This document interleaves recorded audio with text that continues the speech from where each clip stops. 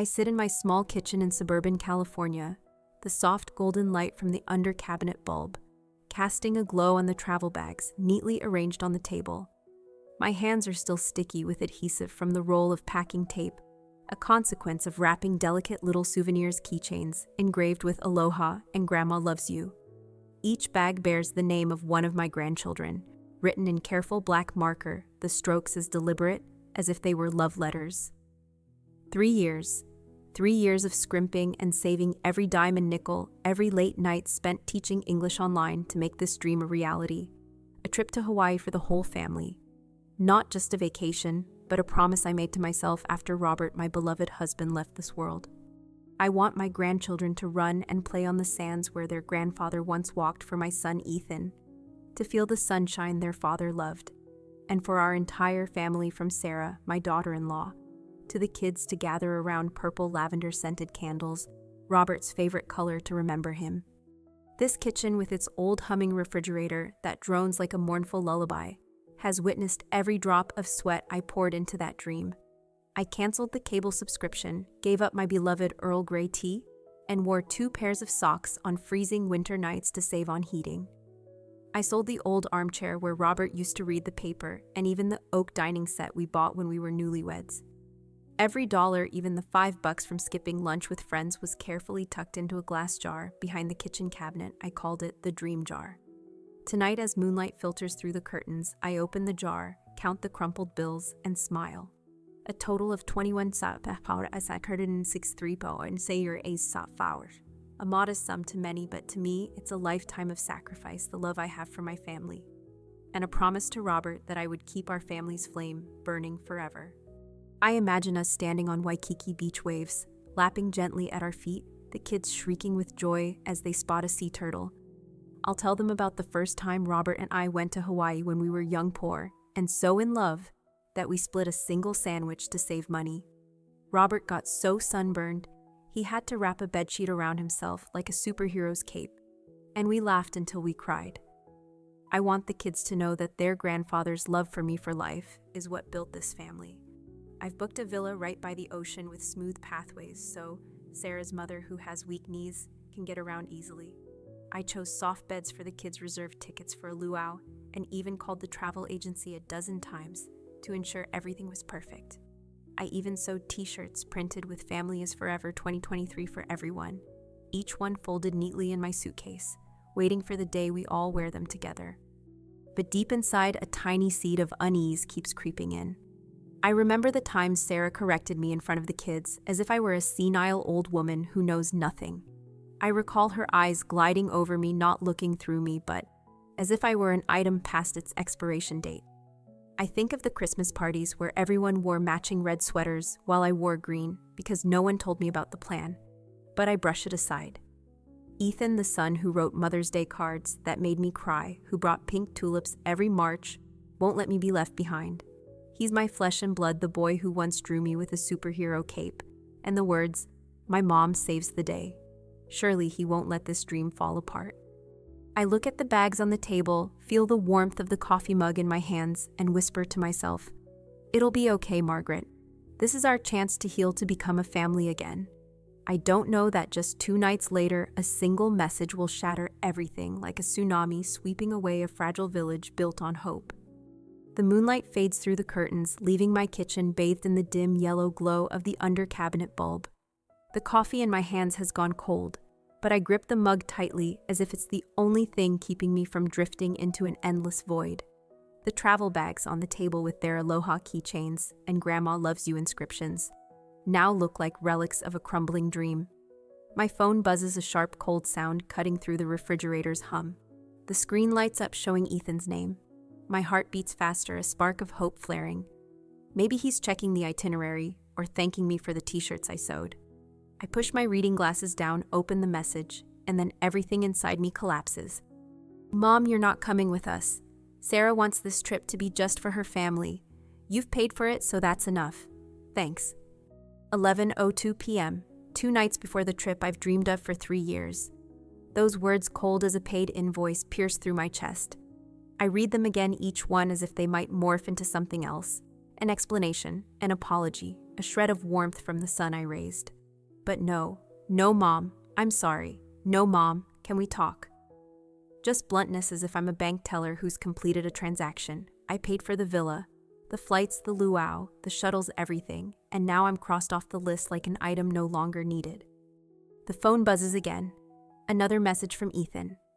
Don't take it personally, Mom. It's not about you. It's just simpler this way.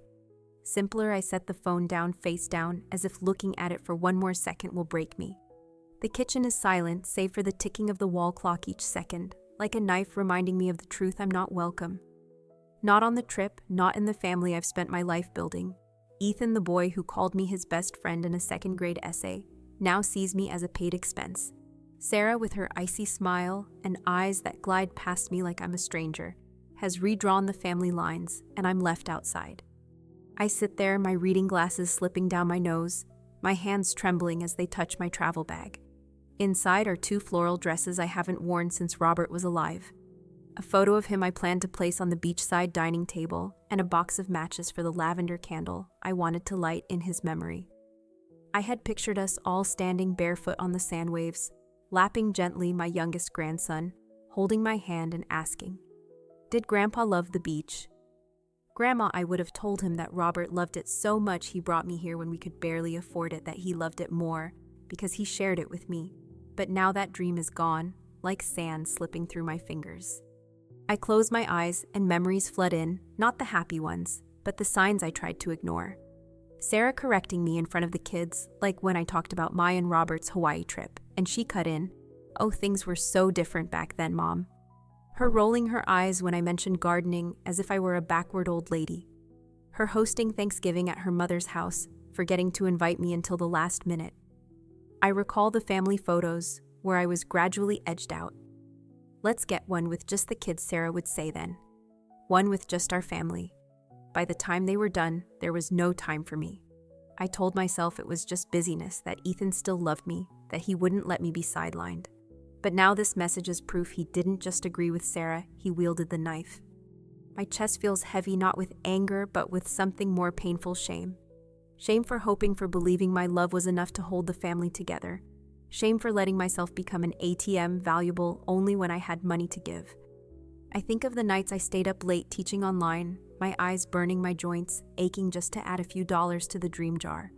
I think of the lunches I skipped, the shoes I didn't buy, all for the dream of a moment of togetherness. And now they've taken my money, my dream, and locked the door in my face. I pick up the phone, my finger hovering over Ethan's name.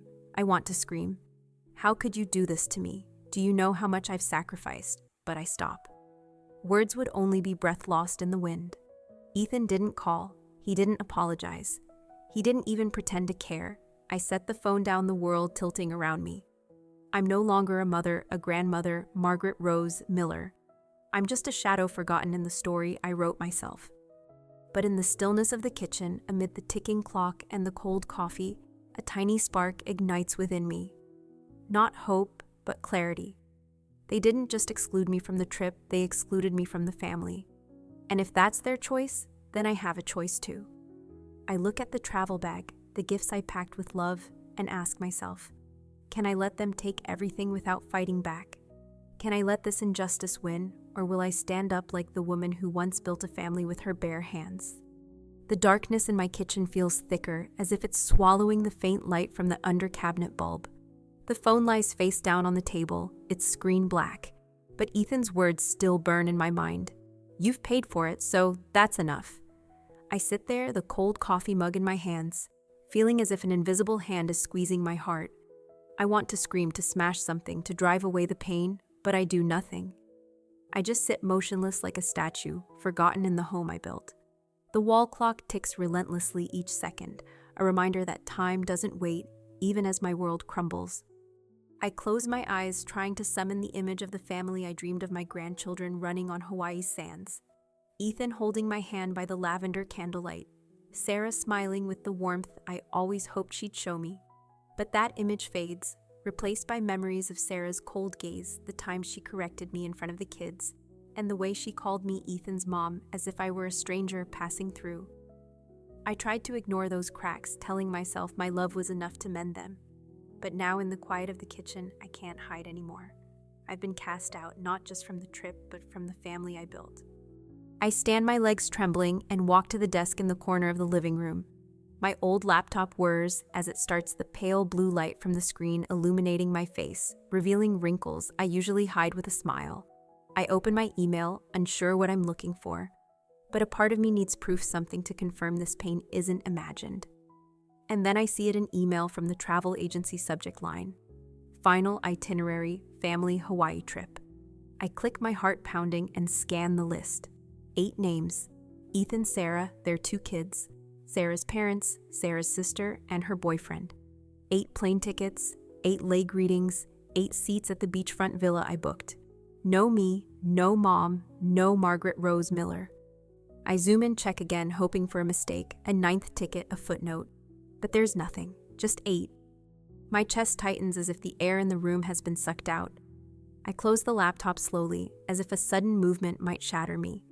I return to the kitchen, sit down, and stare at my travel bag. Inside is the photo of Robert, the man who loved me through our poorest days, who laughed heartily when he got sunburned in Hawaii, and said it was worth it to see me happy. I had planned to place that photo on the dining table, to make him the centerpiece of our reunion. But now I realize that moment never existed. I was never part of their dream. I was just the payer, an invisible ATM used and left behind. The phone buzzes again, but this time it's a call. Sarah's name flashes on the screen. I hesitate, my finger hovering over the answer button, but then I pick up, my voice trembling. "Hello," Sarah speaks, her tone cloyingly sweet, like a salesperson trying to sell me something I don't need. "Mom, we're packing up here. Everything okay on your end with the payments? I think the final balance is due tomorrow, right?" I take a deep breath, trying to keep my voice steady. "Is there anything you need me to bring?" I ask softly, like a mother still hoping to be needed. "Toys for the kids or cookies for the flight? They get airsick sometimes." Silence, a sharp cutting silence like a knife through the air. Then Sarah laughs, a dry, hollow sound. "Oh no, you don't need to bring anything. We've got it all covered." I push a little more, my voice still gentle. "I just thought I could bring some anti-nausea bands for Olivia," or she cuts me off, her tone now sharp as steel, though still cloaked in politeness. "Margaret, we've handled everything. Honestly, we think you should rest this time. Stay home, take care of yourself. You deserve to relax." She says relax like it's a gift. But I hear the truth, I'm not welcome, and they've planned to exclude me for a long time. The call ends, and I stand there looking out the window where the birdbath Robert built 20 years ago stands still, its water as calm as my mind now. No anger, no shock, just stillness. I walk to the cabinet, open the fireproof box where I keep important documents. Inside are the papers for the travel fund, the account I opened, I funded, I controlled. Account holder, Margaret Rose Miller. Authorized users. None. I flip through the pages, my fingers tracing the numbers that represent every sacrifice, $21,763.84. Each dollar a cold night, a skipped tea, an aching hour of teaching. All for them. And they took it, then pushed me out. I return to the desk, open the laptop, and log into the banking app. The travel account glows on the screen. I click into the settings, and there it is, the freeze account button. One click would halt all transactions, disable all linked cards. I hover the cursor over it, my fingers trembling, but I don't click. Not yet. I need to be sure to know this isn't a fleeting anger, but a truth I can't keep avoiding. They didn't forget me. They deliberately excluded me. And the most painful part isn't the betrayal, but their confidence. They thought I'd stay silent, accept it, keep paying for a love they'd never return. I close the laptop, return to the kitchen, and sit down. The light from the under cabinet bulb falls on the travel bags, but they're no longer symbols of hope. They're evidence of a truth I tried to deny. I gave everything, but I'm no longer a part of this family. And if I want to reclaim myself, I must stop being the mother who always sacrifices, always forgives. I must become Margaret Rose Miller, the woman who survived loss, built a family with her bare hands, and now will stand against injustice, even from her own flesh and blood. My kitchen is no longer a sanctuary, but a silent battlefield where I confront the shards of a shattered dream. The faint golden light from the under cabinet bulb falls on my old laptop, its screen still glowing with the banking interface, where the freeze account button awaits. My finger hovers over the mouse, my heart pounding like a war drum, but I haven't clicked yet. Not out of hesitation, but because I need to be certain that when I act, it won't be a burst of anger, but a declaration that Margaret Rose Miller is no longer the silent, sacrificing, forgotten mother. I've given Ethan and Sarah every chance to make things right, but they chose to push me out, and now I will choose how to respond. I close my eyes, take a deep breath, and let the truth sink into every cell. Ethan's message, "You've paid for it." So that's enough wasn't just betrayal, but a statement that I'm only valuable when I have money to give. Sarah's call, with its falsely sweet tone and suggestion that I rest, was the final blow confirming I'm not family, but it means a tool for them to enjoy the dream I built. But they forgot one thing: this tool can stop working. This ATM can close. And I, Margaret Rose Miller, hold the key. I open my eyes, look again at the travel bag on the table. The Family is Forever 2023 t-shirts, Robert's photo, the lavender candle, all pieces of a dream I poured my heart into. But now I see them in a new light. They're not symbols of failure, but proof of my strength. I saved $21,763 to $84 from cold nights, wearing 2 pairs of socks from hours of online teaching that burned my eyes from lunches I skipped to stuff money into the dream jar. That's my money, my sweat, my love, and I won't let it be used to erase me. I return to the laptop, open the messaging app, and type a short line to Ethan. "Let me know if you need help with the kids' bags or anti-nausea bands for Olivia." I hit send not because I expect an apology, but because I want to give them one final chance. A chance to prove I'm wrong, that they still see me as a mother, a grandmother, a person. I wait, staring at the screen, each minute passing like a cut. 1 hour, 2 hours. The message is read, but there's no reply. No thank you, no acknowledgement, just cold silence. That's the answer I needed. Not forgetfulness, not a misunderstanding, but arrogance, the confidence that I'll keep giving, keep staying silent, keep being the shadow they've assigned me. Enough. I return to the banking app, the mouse moving decisively to the freeze account button. I click. A pop-up appears. "Are you sure you want to suspend all linked transactions?" I click yes. Another prompt. "All linked cards will be deactivated immediately." I click yes again. The screen turns green, displaying freeze mode activated. Account holder verification required to proceed. I sit back, take a deep breath, feeling as if I've released a boulder from my chest. No email notifications were sent to Ethan or Sarah. They won't know until they're at the check-in counter, when their cards are declined, when their dream crumbles as they crumbled mine. This isn't revenge. This is justice, a reminder that love isn't a one-way transaction, and I'm not someone to be used. But this action isn't just about stopping, it's about starting anew. I open a new document on the laptop, my fingers typing swiftly without hesitation. I name the file, The Forgotten Women. I write down names: Carol, my church friend, whose son hasn't visited since her cancer diagnosis; Beverly, who cares for her dementia-stricken brother without thanks; Louise, who still brings her late husband's photo to Bible study; Frances, who raised her grandkids but wasn't invited to their graduations; Nora, who says the greatest pain of aging is invisibility; and Denise, who drove me to the hospital without letting me repay her. These women, like me, gave everything and were pushed into the shadows, but I won't let them or myself stay there. I envision a new trip, not to please those who excluded me, but to honor those who understand the value of presence. A beachfront villa, a table filled with laughter, lavender candles lit not for the past, but for the future. I save the document, close the laptop, and stand. I walk to the travel bag, pull out an Aloha keychain, and set it on the table. It's no longer a gift for a family that doesn't need me. It's a promise to myself that I won't let injustice win, that I'll redefine family not by blood, but by true love. I look out the window where the moonlight fades before dawn. I'm no longer the mother waiting for apologies, the grandmother packing gifts in vain. I'm Margaret Rose Miller, the woman who survived loss, built a family with her bare hands, and now will rise like an unquenchable flame. They thought they took everything, but they were wrong. They only took what I allowed. And from now on, I'll choose who deserves my love. Dawn creeps silently through the kitchen window, its pale light stretching across the travel bags, now still like witnesses to a battle just ended. I sit at the table, cradling a freshly brewed mug of peppermint tea, its steam rising like a whispered comfort.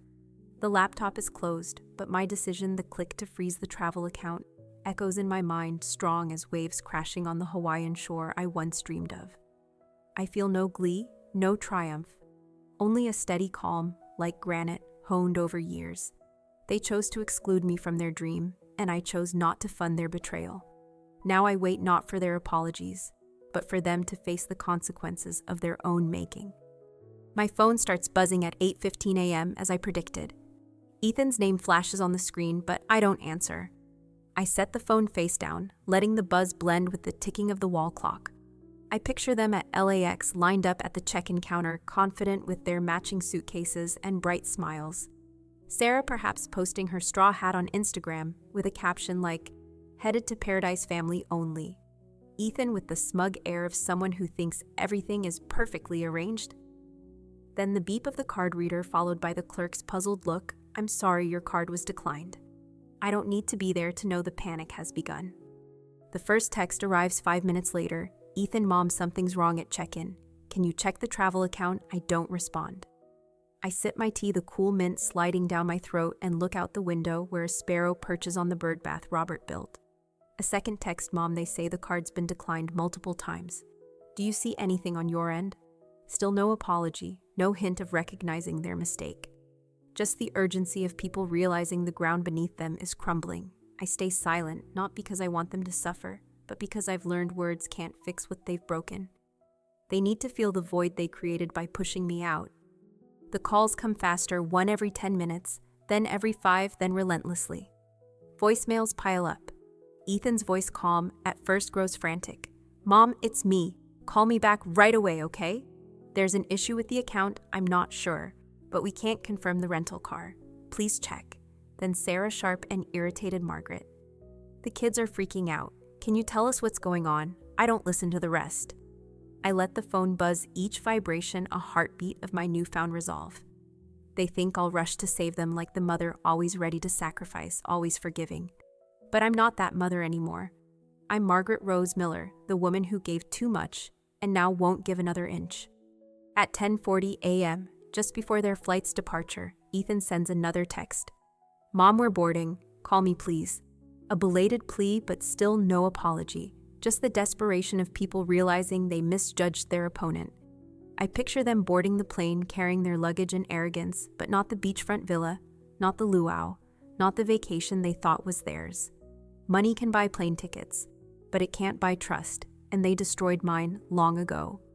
An email from the resort arrives at noon, subject confirmation of cancellation request. "Dear Ms. Miller, we have processed your request to cancel the villa reservation. Due to the account freeze-related charges have been refunded. As the sole account holder, no further action is required. We hope to welcome you in the future." I read it again and again, feeling as if a cool breeze has swept through my soul. They won't be welcome, not there, not now, and perhaps never.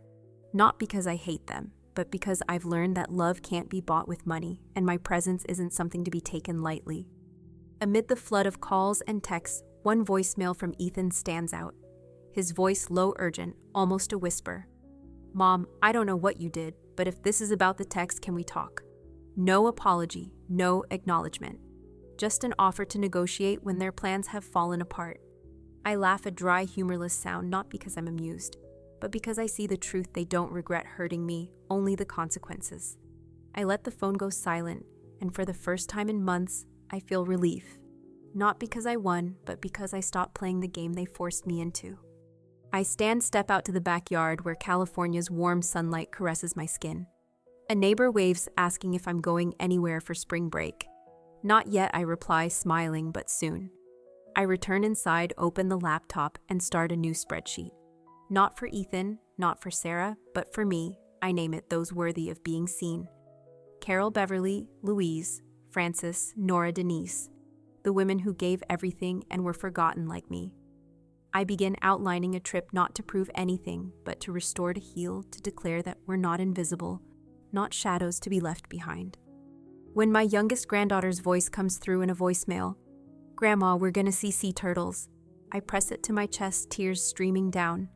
"I'm sorry, sweetheart," I whisper, "but someone has to teach your parents the value of presence. I save the message not to hold on to pain, but to remind myself that my love still exists, but now it will be given to those who deserve it. I no longer wait for apologies from Ethan or Sarah. I don't need them anymore. I've found strength in my silence, and in that silence, I'm building a new future, one where injustice has no place and love is met with respect. California's sunlight still gently warms my skin as I step back inside, carrying the warmth of a new day and the resolve of a woman who has reclaimed herself. The kitchen, once a battlefield of pain and decisions, is now filled with the scent of peppermint tea and the morning light filtering through the curtains. I open the laptop, look at the spreadsheet. Those worthy of being seen: Carol, Beverly, Louise, Frances, Nora, Denise, and feel a fire ignite in my chest. Not a fire of anger, but of purpose. Ethan and Sarah may have taken my old dream, but they can't take my strength or my right to choose who shares my new one. I start making calls, each one a beat of my heart, each answering voice a piece of the new family I'm building. "Margaret, did you say Hawaii?" Carol asks, her voice trembling over the phone as if she doesn't dare believe it. "Exactly 1 week, just us," I reply, smiling as I hear her gasp in astonishment. Beverly laughs, a rare sound after years of caring for her brother without thanks. "I never thought I'd see the ocean," she says, and I hear tears in her voice. Louise, Frances, Nora, Denise. Each responds with shock, then joy, then something deeper. The recognition that they like me, are not invisible. "Why me?" Nora asks, and I answer simply, "Because you're worthy. Because you matter." 6 women, 6 stories of sacrifice and being forgotten now, invited to a feast that doesn't demand their hearts as payment. I rebook the beachfront villa, this time in my name. No linked cards, no secondary users, just me. Margaret Rose Miller, the keeper of the dream. I request a large dining table, enough for all of us, and individual beds, so each woman has her own space. I repack my suitcase this time, without the family is forever t-shirts, but with the floral dresses I haven't worn since Robert was alive. His photo in a walnut frame and 7 lavender candles, 1 for each night, will light together. When the plane lands in Hawaii, the salty ocean air embraces me like an old friend. I lead the women to the villa, a wooden house perched on a cliff where waves whisper and palm trees sway like slow dancers. I place Robert's photo on the dining table, and no one asks, no one tells me to move it. He's part of us, just as each woman here is part of me. The first night we sit under hanging lanterns, the sound of waves drifting through the windows like a lullaby. Carol, in a vibrant silk scarf, pours wine for everyone, laughing loudly as she recounts getting lost on the way to her own wedding rehearsal. Beverly raises her glass, declaring this the first place she doesn't have to clean up after dinner. Frances quietly weeps as she looks out at the sea from her room's window, whispering that she never thought she'd see something so beautiful. Nora writes a postcard to herself, mailing it to a house no one has sent letters to in a decade. Denise sings an old lullaby, her voice soft as the breeze. I sit there listening and realize this is family not by blood, but by presence, by stories shared without fanfare, by love that doesn't demand a price. Each night we light a candle by Robert's photo. Each woman says something she wishes someone had told her when she was young. I see you. You're allowed to rest. You don't have to earn love. Your story matters. You're not a burden. You're never invisible. When it's my turn, I look into Robert's eyes in the photo, his mischievous smile as bright as the day we met, and say, I'm not sad anymore. And I'm not. I don't resent Ethan. Don't wait for Sarah to wake up. Don't dream of a tearful reunion. I've let go of the weight of unreturned expectations, and in that release, I've found freedom. The final night we walk along the shore barefoot on warm sand, the stars twinkling so close, I feel I could pluck one and slip it into my pocket. The sea hugs our ankles, the moonlight turning every wrinkle, every scar, into shimmering silver. We stand in a circle, no ceremony, no script, just sacred silence. I look at the women around me, Carol, Beverly, Louise, Frances, Nora, Denise, who loved without limits, gave without recognition, endured without applause.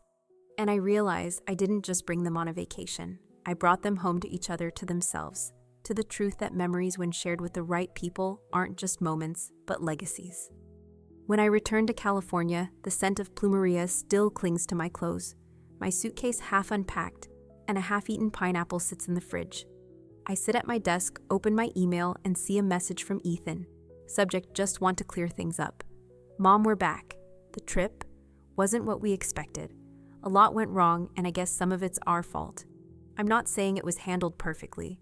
Maybe we weren't fair. Sarah says, "Hi, by the way." She's been really stressed and didn't mean to exclude you. I think we just wanted the trip to go a certain way. Anyway, we're strapped for cash. We had to rebook a lot on credit, and it's piling up. If you're able, could you consider refunding the initial deposit or even part of it? I know you might be hurt, but we're still family. Let me know. I read the email 3 times, my eyes lingering on one line. Could you consider refunding the initial deposit? They don't want to heal, don't want to apologize, just want a reimbursement for their choices. I think of the word deposit as if they invested anything in this dream, but they didn't. Every payment, every sacrifice was mine. I close the email, don't reply. I don't need to explain why I won't fund Betrayal. If they don't understand, they don't deserve an explanation. I stand, pour a glass of iced tea, and look out the window. A bird flits by, brushing the wind chime Robert bought for our 35th anniversary. It rings a soft note like a memory whispering. I smile, not because I won, but because I found something better than an apology. Clarity. I sat on the sand, my toes buried in warmth, watching a pink sunset I thought only existed in postcards. Behind me, the villa glowed with the laughter of women. Not loud, not showy, but deep. The kind that comes only from healing hearts. This is family, not because we share blood, but because we chose each other, because we see each other, because we know love isn't something to be traded. I think of the years I tried to be enough for people who only saw me when they needed money. I think of Ethan's email, a half-hearted apology masking a request for cash. And I smile, the smile of a woman who realized she was never the problem. Kindness breeds entitlement, I whisper to the waves, so I took that kindness away. And now I owe no one anything. Not because I'm bitter, but because I'm free from expectations, from the burden of false belonging, from the role of the mother who must always sacrifice. The waves sweep the sand around my feet as if saying, let go. And I have let go of the dream of a family that had no place for me, the home I built, but wasn't welcomed in, and the longing for recognition I earned 1,000 times over. I turn to look at the women, my new family, and think I wasn't left behind. I just found the ones walking the same path. If this story touches you, if you've ever poured your heart into a family only to be forgotten, if you've been erased and had to rewrite yourself, you belong here. This is Grandma True Stories, where silence becomes strength and memories become power. We tell the stories others don't dare, about mothers, abandoned women, resilient legacies, rebuilt not with noise, but with truth. Join us, because when a grandmother speaks, the world listens. This story is a testament to a truth. When power goes too far, a single resolute act can rewrite the rules. Margaret Rose Miller, from a betrayed mother, stood against injustice, not with anger, but with clarity and self-respect. It reminds us that love isn't unconditional sacrifice, but an exchange of respect and presence. The lesson for you: never let anyone silence your voice. Stand up, demand respect, and build your own family, not by blood, but by hearts that value you. That's the American way, fighting for what's right, loving with pride, and never bowing to injustice.